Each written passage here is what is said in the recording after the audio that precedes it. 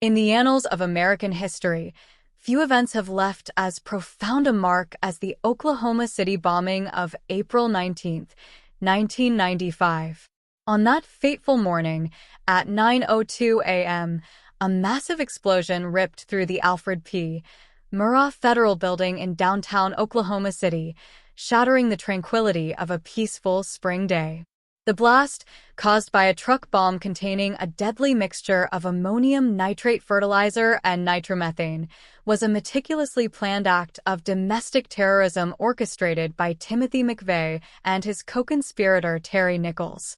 Motivated by extreme anti-government sentiments and a desire to exact revenge for perceived injustices, including the FBI's handling of the Ruby Ridge standoff and the Waco siege, McVeigh parked the rented Ryder truck strategically outside the building, targeting what he saw as symbols of federal oppression. The explosion was devastating beyond comprehension. The force of the blast sheared off the entire north face of the 9-story Murrah building, instantly killing 168 people, including 19 children who were in the building's daycare center, and injuring more than 600 others. Windows were shattered for blocks around, and nearby buildings were severely damaged, leaving a scene of utter devastation reminiscent of a war zone. The shockwave echoed across the city and reverberated throughout the nation, leaving Americans stunned and horrified by the magnitude of the attack. In the immediate aftermath, chaos and confusion gripped Oklahoma City as emergency responders, including firefighters, police officers, paramedics, and volunteers, rushed to the scene to search for survivors and treat the injured. Ordinary citizens joined in the rescue efforts, forming human chains to pass rubble and debris as they tirelessly worked to locate victims buried under the collapsed structure. The heroic efforts of these individuals, risking their own lives amidst the rubble and chaos, underscored the resilience and compassion of the human spirit in the face of tragedy. President Bill Clinton swiftly condemned the bombing as an act of terrorism and vowed that those responsible would be brought to justice. He visited Oklahoma City to offer comfort and support to survivors and the families of victims, delivering a heartfelt speech that united the nation in mourning. Across the country, Americans watched in disbelief as the full scale of the devastation became apparent through harrowing images and stories of loss and heroism emerging from Oklahoma City. The investigation into the bombing quickly identified McVeigh and Nichols as the primary suspects.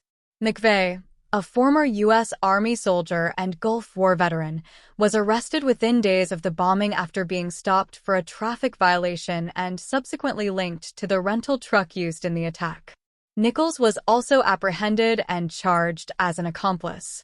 The trials of McVeigh and Nichols were held in federal court, drawing intense media scrutiny and public interest. The prosecution presented overwhelming evidence, including eyewitness testimony, forensic analysis, and a paper trail of receipts and correspondence linking the defendants to the planning and execution of the bombing. In June 1997, Timothy McVeigh was convicted on 11 federal counts, including conspiracy, use of a weapon of mass destruction, and first-degree murder for the deaths of federal law enforcement officers. He was sentenced to death and executed by lethal injection on June 11, 2001, at the federal penitentiary in Terre Haute, Indiana.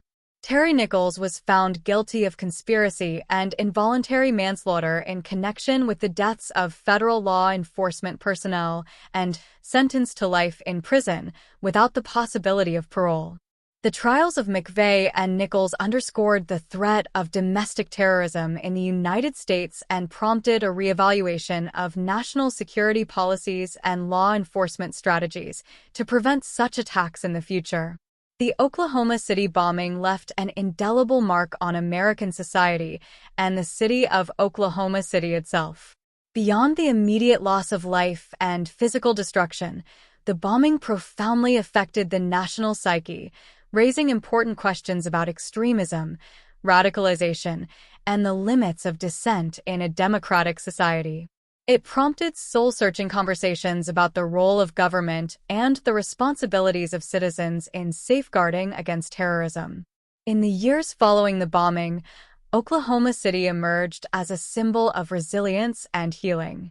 The Oklahoma City National Memorial, dedicated on April 19, 2000, stands as a lasting tribute to the victims, survivors, and rescuers of the bombing.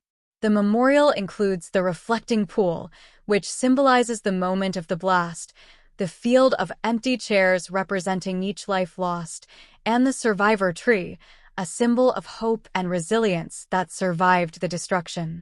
The site serves as a place of remembrance and reflection, honoring those who were affected by the tragedy and reminding visitors of the importance of unity and compassion in times of adversity.